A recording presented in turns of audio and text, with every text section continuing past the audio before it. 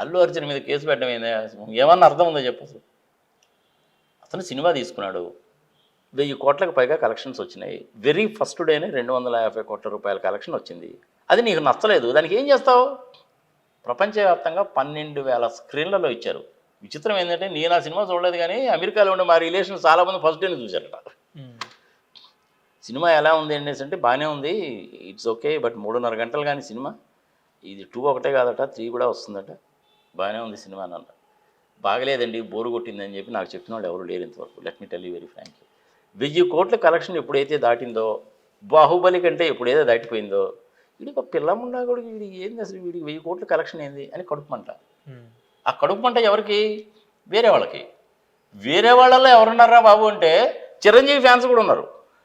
అది విచిత్రమైన విషయం. అరెస్టు చేయడం అనేటువంటిది అవసరమే లేదు అసలు.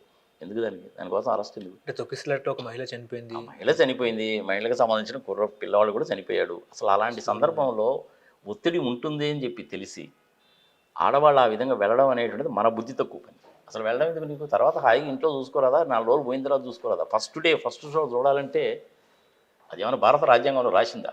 వెళ్ళడం అనేటువంటిది వీళ్ళ బుద్ధి తక్కువ పని. థియేటర్ వాళ్ళది, మేమేమో లెటర్ ఇచ్చామండి సంగతి సంవత్సరం అని వాళ్ళు అంటారు. చికటపల్లి పోలీసులు ఏమో లెటర్ వచ్చిన మాట వాస్తవమేనండి అని చెప్పి వాళ్ళు అంటారు. మరి తప్పు ఎవరిదని చెప్పి తప్పు పడతాను? మధ్యలో ఇతను ఏం చేస్తాడు పాపం? ఇతను థియేటర్కి వస్తా అన్నాడు, పని ఇతను కూడా ఏం చేసి ఉండొచ్చు అంటే, ఈ క్రౌడ్ అది వస్తారులే, ఎందుకు వచ్చిన బాధ, తర్వాత ఎప్పుడన్నా పోదాంలే అనుకున్నాడు. గోల్డెన్ డేస్లో అయితే ఏం చేసేవాడంటే, ఇప్పుడు మన కృష్ణ గారు వీళ్ళందరూ, ఎన్టీ రామారావు గారు కానీ కృష్ణ గారు కానీ ఉన్నప్పుడు ఏం చేసేవాడంటే, వాళ్ళు అందరికంటే ముందే మారువేషాల్లోనో ఇంకో రకంగానో కారులో వచ్చేసి దిగేసి ఆ తెర వెనక ఉండేవాళ్ళు, స్క్రీన్ వెనకుండే ఈ మధ్యలో ఎప్పుడో ఇంటర్వ్యూలు వచ్చినప్పుడు ఆ స్క్రీన్ ముందుకు వచ్చి హాయ్ బాయ్ అని చెప్పి పోయేవాళ్ళు. అది ఒకప్పుడు. ఇప్పుడు అట్లా పరిస్థితి అట్లా లేదు కదా. క్రేజీ విరిగిపోయింది. Balakrishna fans, Chiranjeevi fans, Allu Arjun fans, అన్ని రకరకాల ఫ్యాన్స్ కదా. మళ్ళీ కొట్టుకోవడము, తిట్టుకోవడము, వీళ్ళే టికెట్లు కొనేయడము, సంగతి సమాచారం. ఇట్లాంటి వాటిల్లో ఏమవుతుందంటే అవన్నీ బెనిఫిట్ షోస్ కదా. బెనిఫిట్ షో అంటే అర్థం ఏంటి అసలు? యాక్చువల్గా ఒక వాలంటరీ ఆర్గనైజేషను, అంటే స్వచ్ఛంద సేవా సంస్థలు ఎవరైతే ఉన్నారో వాళ్ళ కోసం అని చెప్పి ఈ షో అని చెప్పి పర్మిషన్ తీసుకుంటారు. అంటే ఆ వచ్చిన కలెక్షన్ అంతా కూడాను ఆ ఫస్ట్ డేలో కానీ, సెకండ్ డే కానీ, థర్డ్ డే కానీ ఒక కలెక్షన్ మొత్తం కూడా వాళ్ళకి ఇవ్వాలి. ఆ పేరు పెట్టేమో వీళ్ళు పర్మిషన్ తీసుకుంటారు. నిజంగా ఏ వాలంటరీ ఆర్గనైజేషన్కి ఎవరు? ప్రతి ఒక్కరికి ఒక వాలంటరీ ఆర్గనైజేషన్ ఉంటుంది. చిరంజీవి బ్లడ్ బ్యాంక్ ఉందనుకో, అది వాలంటరీ ఆర్గనైజేషనే. ఈ కలెక్షన్ అంతా తీసుకెళ్ళి చిరంజీవి బ్లడ్ బ్యాంక్ ఇస్తున్నాం అంటారు. చెప్తారు అలాగా. ప్రాక్టికల్గా మటుకు అది జరగదు. తెలుసా ఏం జరుగుతుందో? తెలుసా ఇందులో ఒక్కొక్క టికెట్ 4,000, 5,000, 6,000 రూపాయలు పెట్టి జనాలకి డిస్ట్రిబ్యూట్ చేసి డబ్బులు ఇచ్చేసి మీరు టికెట్లు కొనడరా బాబు అంటారు. వాళ్ళు టికెట్లు కొంటారు. ఇది ఏంటంటే ఒక రకంగా బ్లాక్ మనీని వైట్ మనీ చేసుకోవడం అన్నమాట. చాలా అకౌంట్గా చెప్తున్నాను నేను. సినీ ఫీల్డ్ ఏంటంటే బ్లాక్ మనీ కాంపోనెంట్ ఎక్కువ ఉంటుంది. సారాయి వ్యాపారంలో, ఫారెస్ట్ కాంట్రాక్ట్స్లో, వీటన్నిటిలో బ్లాక్ మనీ వ్యాపారం ఎక్కువ ఉంటుంది. అంతా 3 రూపాయలు వడ్డీ వారమేగా, అది కూడా ఉంటుంది ఇందులో. సరే, ఆయన రావడం అనేటువంటిది వచ్చాడు. వీళ్ళ వాదన వీళ్ళు చెప్తారు, వాళ్ళ వాదన వాళ్ళు చెప్తారు. మధ్యలో ఏంటంటే పాపం ఇంటికి వెళ్ళి సంగతి సమాచారం చేశాడు. ఆయనేమో కప్పులో టీ తాక్కుంటా ఆయనేమో ఖుషిగానే ఉన్నాడు. మధ్యలో వాళ్ళ నాన్నగారు ఏదో సముదాయించడానికి ప్రయత్నించాడు, అది కుదిరే పని కాదు. నోటీస్ పట్టుకొచ్చారు. పాపం పోలీసు వాళ్ళు మటుకు ఏం చేస్తారు పాపం? సార్ ఏం చేస్తాం సార్, మీకు దండం పెడతాం సార్, రండి సార్, మీకు ఏం కాదులేండి సార్, ఏం చేస్తాం సార్, మేము పయ్యోళ్ళ దగ్గర నుంచి అట్టుంది సార్, అది సంగతి సంవత్సరం వాళ్ళే బతినాడుకుంటారు. అంత అవసరం లేదు లేవా, నేను వస్తా అన్నాడు. ఆయన చీరా పోయాడు, బస్సు వాళ్ళ కారు ఎక్కాడు, అక్కడ దాకా పోయాడు. 14 days రిమైండర్ అన్నారు, జైలుకి తీసుకెళ్తున్నారు. మధ్యలో హైకోర్టు ఆర్డర్లు వచ్చినాయి, మళ్ళీ తీసుకొచ్చి ఇంట్లో వదిలిపెట్టారు. జైల్లో ఉన్నాడు, 1 night ఉన్నాడులేండి.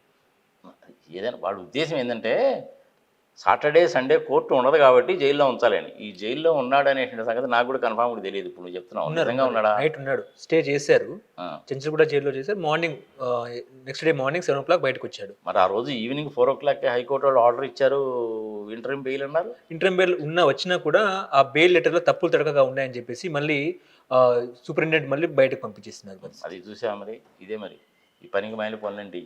అసలు ఆయనకి ఏమి సంబంధం అండి నాకు అర్థం కాదు. అది ఇప్పుడు చంద్రబాబు నాయుడు విషయం ఉంది, పుష్కరాలు జరిపావు, 30 మంది చచ్చారు, మరి నీ మీద ఎందుకో కేసు పెట్టలేదు? ఎలక్షన్ల సందర్భంగా జీవో 1 అనేటువంటిది తప్పుడు జీవో అని చెప్పి నువ్వు చెప్తావు. డిఐజీగా పనిచేసినంటే సాంబశివరావు గారు లాంటి వాళ్ళేమో లేదండి ఇది ఇప్పుడున్నది కాదు, ఎప్పటి నుంచో ఉందండి, అది జీవో తప్పేం కాదండి అని అలాంటి వాళ్ళు చెప్తారు. కందుకూరులో మీటింగ్ పెట్టావు, 30 అడుగులు రోడ్డు, అటుపక్క ఇటుపక్క ఏమో జెండాలు పెట్టేశావు. ఆ రోడ్డు ఏమో చిన్నదైపోయింది. నువ్వేమో అక్కడ మీటింగ్ పెట్టావు చంద్రబాబు నాయుడు గారు. ఇప్పుడు ముఖ్యమంత్రిగా ఉన్నాడు చంద్రబాబు నాయుడు. పెట్టకూడదన్న సంగతి ఆయన తెలియదా? పొద్దున్న లేచి మళ్ళీ 40 ఇయర్స్ ఇండస్ట్రీ, నేను పెద్ద పోటుగాడిని, మనగాడిని, హైటెక్ సిటీ నేనే కట్టానని చెప్పి డబ్బా కొట్టుకుంటావే, నీకు తెలియదా? 8 మందిని చంపావు. ఎవడో ఎన్ఆర్ఐ గుంటూరులో స్పాన్సర్ చేస్తే చీరలు పంపిణీ అన్నారు, 3 చచ్చావు. మరి అప్పుడు మీరు కేసులు ఎందుకు పెట్టలేదు ఆయన మీద? న్యాయంగా ధర్మంగా మాట్లాడుకుందాం మనం. మరి చేయలేదుగా. అంటే ఎన్నో జరుగుతుంటాయండి. ఇప్పుడు రాహుల్ గాంధీ వస్తాడు, పుష్కరాలు జరుగుతుంటాయి మనకు అక్కడ మధ్యప్రదేశ్లో కూడా ఒక్కోసారి కుంభమేళాలు జరుగుతుంటాయి. జరిగినప్పుడు ఒకళ్ళు ఇద్దరు ఇన్సిడెంట్ జరుగుతాయి. పోలీస్ డిపార్ట్మెంట్ వాళ్ళ మనం బ్లేమ్ చేయడానికి కూడా అవకాశం లేదు. వాళ్ళకు ఉన్నప్పుడు ఏం చేస్తారు? ఇప్పుడు అదే పనిగా చంద్రబాబు నాయుడు ఏమైనా ఫోన్ చేసి చెప్పాడో మనకైతే తెలియదు.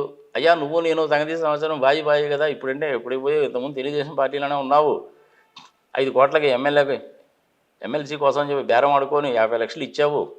సరే నేను చెప్పానా లేదా అన్న సంగతి దేవుడు ఎరుగ్గాక నువ్వైతే తీసుకెళ్ళి ఇచ్చావు, అడ్డంగా దొరికిపోయావు. మరి ఇవన్నీ కూడా నువ్వు నేను బాయే కదా, నువ్వు నా శిష్యుడే కదా, ఏదో చేయవా, పార్టీ వాళ్ళు చంపేస్తున్నారని చెప్పాడేమో చంద్రబాబు నాయుడు, మనకు తెలీదు. ఇదంతా అటాలే. చంద్రబాబు నాయుడు చెప్తే పాపం రేవంత్ రెడ్డి గారు ఏం చేస్తారు? ఏదో పాపం అన్న లాంటి వాడు, వయసులో పెద్దవాడు, సీఎంఓ ఆఫీసులో ఉన్నాడు, పిఏకి చెప్పుంటాడు. ఆ పిఏ ఏం చేస్తాడు? ఎస్పీకి ఫోన్ చేస్తాడు. ఎస్పీ ఏమో డిఎస్పీకి ఫోన్ చేస్తాడు. డిఎస్పీ ఏమో సర్కిల్ ఇన్స్పెక్టర్ ఫోన్ చేస్తాడు. సర్కిల్ ఇన్స్పెక్టర్ ఏమో ఇన్స్పెక్టర్కి చెప్తాడు. ఇన్స్పెక్టర్ ఏమో సబ్ ఇన్స్పెక్టర్ చెప్తాడు. అందరూ గ్యాంగ్ వచ్చారు. ఏం చేస్తారు పాపం వాళ్ళు మటుకు? రేవంత్ రెడ్డి డైరెక్ట్గా ఫోన్ చేసి ఎస్పీకి ఫోన్ చేసి అరెస్ట్ చెయ్యి అని అంటాడు అనుకుంటున్నావా ఏంది? సస్తే చెప్పడు.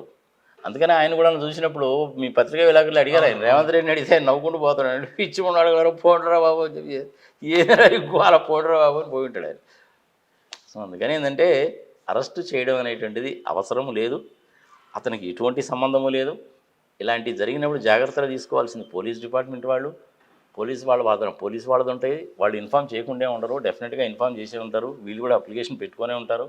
ఎన్ని జాగ్రత్తలు తీసుకున్నా కానీ ఒకసారి జరుగుతాయి. అంతేగాని అంత మాత్రాన డైరెక్ట్గా నువ్వు ఆయన్నే అరెస్ట్ చేస్తే ఎట్లా? నువ్వు ఆయన్నే ఎందుకు అరెస్ట్ చేసావు? మరి హీరోయిన్ కూడా చేయాలిగా. అసలు ఆయన చేత సినిమా తీయించింది ఎవరు? ప్రొడ్యూసర్ ఉన్నాడుగా. మరి ప్రొడ్యూసర్ని కూడా అరెస్ట్ చేయాలిగా. డైరెక్ట్ చేసిన డైరెక్టర్ని కూడా మొత్తాన్ని చేయాలి. నువ్వు ఈయన ఒక్కడే ఎందుకు చేసావు? హీరోయిన్ ఇద్దరు సమానమైన పాత్రలేనా కదా? అంటే నువ్వు ఇద్దరిని చేయాలి. అంటే అప్పుడు ఆమె రాలేదు కదండి, ఈయన ఒక్కడే వచ్చాడు కదండి అంటాడు. అంటే గతంలో వైసీపీ ఉంటాయి ఇవన్నీ పనికి మాలిన పనులు అబ్బాయి. ఇవన్నీ ఏదో మేము చేసాము అని చెప్పి అనిపించుకోవడానికి తప్ప అందులో ఏమీ లేదు. అందుకని జడ్జిలు కూడా ఏం చేశారంటే, దిక్కుమాలికే అనవసరం మనకు టైం పెట్టండి. ఇవన్నీ ఎప్పుడు పెడతారు అనుకున్నావు? సాటర్డే సండే హాలిడే కాబట్టి ఫ్రైడే ఈవినింగ్ పెడతారు. ఫ్రైడే ఈవినింగ్ కూడా ఏంది 12 గంటలకు వెళ్తారు. 12 గంటలకు వెళ్ళి కేసు అర్జెంటుగా ఫైల్ అంటారు. వాళ్ళు ఏం చేస్తారంటే లంచ్ మోషన్ పిటిషన్, అది పెద్ద ఇంపార్టెంట్ థింగ్ ఏంటంటే లంచ్ మోషన్ అట. లంచ్ మోషన్ పిటిషన్లో పెడతారు. ఆ జడ్జిలు కూడా కింద నుంచి పైదా చూసి ఏదా ఈ కేసు పెట్టాడు, ఎన్ని దేశంలో చాలా జరుగుతుంది, తీసి పక్కన మరై సరిపో నీకు ఇంటర్వ్యూ బెయిల్ ఇచ్చాంపో అంటారు. ఇది కోర్టు టైం దండగా, పోలీసుల టైం దండగా, సీఎం ఆఫీసు టైం దండగా, ఎస్పీలకి డిఎస్పీలకి సర్కిల్ ఇన్స్పెక్టర్లకి టైం దండగా, ఫోన్లు దండగా. ఇవన్నీ కాదంటే మళ్ళీ ట్రాఫిక్ డైవర్షను. ఎన్నేం చేస్తారా పోలీసుడు? చెప్పు. అసలే ఇప్పుడు ఆ థియేటర్ అనేటువంటిది ఆ ఏరియాలో ఎంత రష్గా ఉంటుందో మనకు తెలుసు. మామూలుగానే రష్గా ఉంటుంది.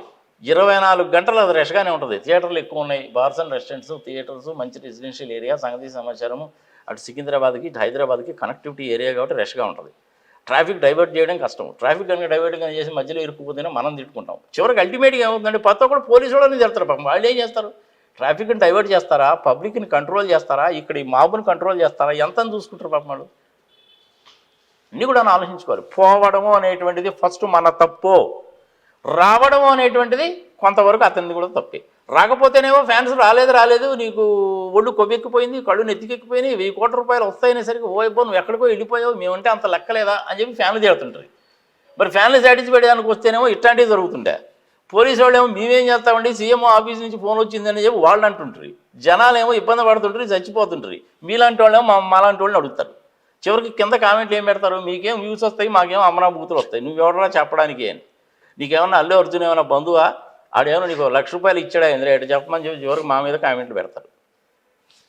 పరిస్థితి ఇది. నాకు తెలిసినంత వరకు నిష్పక్షపాతంగా చెప్పాలంటే వెళ్ళడం అనేటువంటిది ఆమె తప్పు. ఆమె ఒకవేళ వచ్చినా కానీ పోలీసు వాళ్ళు ఏమా నీకు ఇంత రష్ ఉంటుంది కదా, నీకు బుద్ధి జ్ఞానం ఉందా లేదని పోలీసు వాళ్ళు ఆమె కానీ పంపించేస్తే అసలు గొడవ జరిగేది కాదుగా. కానీ పోలీసు వాళ్ళు కనుక ఆమెతో కనుక మాట్లాడితే మళ్ళీ లేడీ పోలీసులే మాట్లాడాలంటారు. మళ్ళీ ఒకవేళ ఆమెను కనుక చేయబట్టుకొని కనుక బయటికి మగవాళ్ళు పోలీసు వాళ్ళు ఎవరైనా కనుక తీసుకొస్తే మళ్ళీ అదో పెద్ద గొడవ.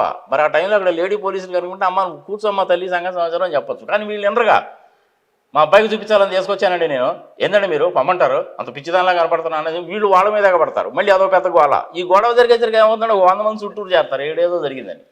పోలీసు వాళ్ళు ఎలా కంట్రోల్ చేస్తారు స్వామి వీళ్ళందరినీ? అందుకని తప్పు అనేటువంటిది ఎవరిది అంటే నాకు తెలిసినంత వరకు ఫస్ట్ ఆమెదే తప్పు. ఇప్పుడు ఆమె చనిపోయింది, ఓ 15 లక్షలు డబ్బులు ఇస్తాం ఉద్యోగం ఇప్పిస్తా అన్నారు, అయిపోయింది కేసింగ్ అందరితోటి క్లోజ్. దానికి ఇంత రాద్ధాంతం ఎందుకు? అట్లా కూడా చంద్రబాబు నాయుడు ఎన్నిసార్లు అరెస్ట్ చేసి ఉండాలా? నాకు తెలిసినంత ఈ పాటికి ఇట్లాంటి పనులు జరిగితే చంద్రబాబు నాయుడు ఈ పాటికి 100 సార్లు అరెస్ట్ చేసి ఉండాలా? మరి చేయలేదు ఎందుకో? 371 కోట్లు అడ్డంగా దొరికిపోయావు, దానికి అరెస్ట్ చేస్తేనే నాన్న గోలా చేస్తే నువ్వు దోమలకి విషం ఎక్కించి ఆ దోమల్ని లోపలికి పంపించి ఆ దోమల్ని నన్ను కుట్టి నన్ను చంపాలని చెప్పి ప్రయత్నించారని చెప్పి దిక్కుమాల స్టేట్మెంట్ ఇస్తే నువ్వు దోమతర లేదు వేడి నీళ్ళు లేదు సంగతి సమాచారం అని నీ ఒక్కడిదైనా ప్రాణం అవతలది కాదా? నీ మూలకంగానే గోదావరి పుష్కరాలు 30 మంది చనిపోయింది. దానికి ఏం చెప్పాడు రీజన్? ఆయన ఇన్వెస్టిగేషన్ కోసం అని చెప్పి ఒక కమిషన్ వేశారు. ఇంటెలిజెన్స్ ఫెయిల్యూర్ ఉన్నారు, కమిషన్ వేశారు. కమిషన్ వాళ్ళు ఇచ్చిన ఫైనల్ రిపోర్ట్ ఏందో తెలిసిన డేటా ఎగిరిపోయిందట. ఈయనేమో హైటెక్ బాగుంటాడు, డేటా ఎట్ ఎగిరిపోద్దండి. మరి జనాలను మసిపూసి మారేడుకాయ చేయడం కాకపోతే ఇన్ఎఫిషియన్సీ, అసమర్థత. నీ అసమర్థతని కప్పిపుచ్చుకోవడానికి నీ అసమర్థత మూలకంగా 30 మంది చచ్చిపోయారు. మరి అప్పుడు నిన్ను అరెస్ట్ చేయలేదు ఎందుకో? నీ అసమర్థత మూలంగా 8 మంది చచ్చిపోయారు, నీ అసమర్థత మూలంగా 3 చచ్చిపోయారు. దేశవ్యాప్తంగా ఇవన్నీ కూడా జరుగుతూనే ఉంటాయి అబ్బా. ఏం చేస్తాం మనం? ఇప్పుడు నేను రోడ్డు మీద వెళ్తున్నాను, పద్ధతిగానే వెళ్తున్నాను, నా ట్రాక్ మీదనే వెళ్తున్నాను, 40 కిలోమీటర్ల స్పీడ్తోనే పోతున్నాను. అవతల ఒక చదువుకునే పిల్లోడు, చిన్న పిల్లోడు టక్మని చెప్పి రోడ్డు క్రాస్ చేసి టైర్ తగిలి వాడు కింద పడ్డాడు, దెబ్బ తగిలిందనుకో, తప్పు నాదా? నాది కాదుగా. అక్కడ 40 కిలోమీటర్లు కానీ స్పీడ్ పోవద్దని బోర్డు పెట్టారు, నేను కరెక్ట్గానే పోతున్నాను. ఆ పిల్లోడు సడన్గా వస్తాడో చెప్పి నేనేమో కలగంటానా? తప్పు ఎవరిదైతుంది? ఇప్పుడు హైదరాబాద్లో ఉన్న దరిద్రపు యాటిట్యూడ్ ఏంటంటే ముందు వీడిని బయటికి లాగి కొట్టేసి అద్దాలు పగలగొట్టేస్తారు. తప్పు ఎవరిది అన్నది కాదు అక్కడ. ఇది కూడా అలాంటి ఇన్సిడెన్సే. ఈ విషయంలో తప్పు ఎవరిది అంటే ఆమెదే తప్పు. మరి ఆమెను కంట్రోల్ ఎందుకు చేయలేదంటే పోలీసు వాళ్ళ తప్పు. పోలీసు వాళ్ళు కన్నా చేద్దాం అంటే వాళ్ళకి ఈ ప్రాబ్లం. ఈ over and above all these things CM office నుంచి ఫోన్ వస్తే ఎస్బీ ఏం చేస్తారు పాపం?